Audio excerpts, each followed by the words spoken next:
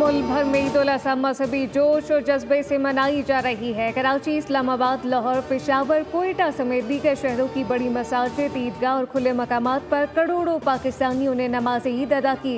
लोगों ने एक दूसरे को मुबारकबाद दी, गले मिले। उलमा ने खुतबों में कुर्बानी के फलसफे पर रोशनी डाली। मुल्क की सलामती, अमन, तरक्की के लिए दुआएं की गईं। नमाज के बाद सुन्नत इब्राहिमी की पैरवी करते हुए जानवरों की कुर्बानी का सिलसिला जारी। سمع الله لمن حمده الله أكبر। सदर मुमलिकत आसिफ सरदारी ने ऐवान सदर में मस्जिद में नमाज ईद अदा की। गवर्नर KP फैसल करीम कुंडी और राजा परवेज अशरफ भी उनके हमरा थे। वज़ीर आज़म शहबाज शरीफ ने नमाज ईद मॉडल टाउन मस्जिद में अदा की। साबिक वज़ीर आला पंजाब हमजा शहबाज भी उनके हमरा थे। नमाज ईद की अदायगी के बाद वज़ीर आज़म शहबाज शरीफ शहरियों से ईद मिले। सदर और वज़ीर आज़म ने कौम और आलम इस्लाम को ईद उल अज़हा की मुबारकबाद दी। कहा, ये दिन हमें अल्लाह की रज़ा के लिए कुर्बानी की तरगीब देता है। भारतीय हमले पर कौम ने इत्तेहाद से दुश्मन को वाज़ेह पैगाम दिया।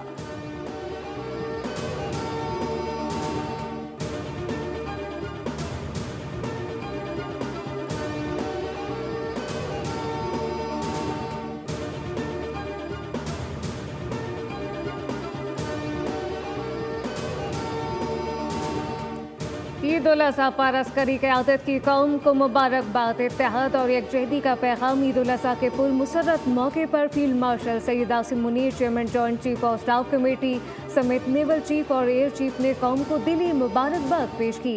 ISPR के मुताबिक मुसल्लह अफ़वाज ने अमन, खुशहाली, कौमी यकजहती के लिए नेक तमन्नाओं का इजहार किया। मुल्क की खुद मुख्तारी, सालमियत के दिफा के लिए अज़म का अयादा किया गया।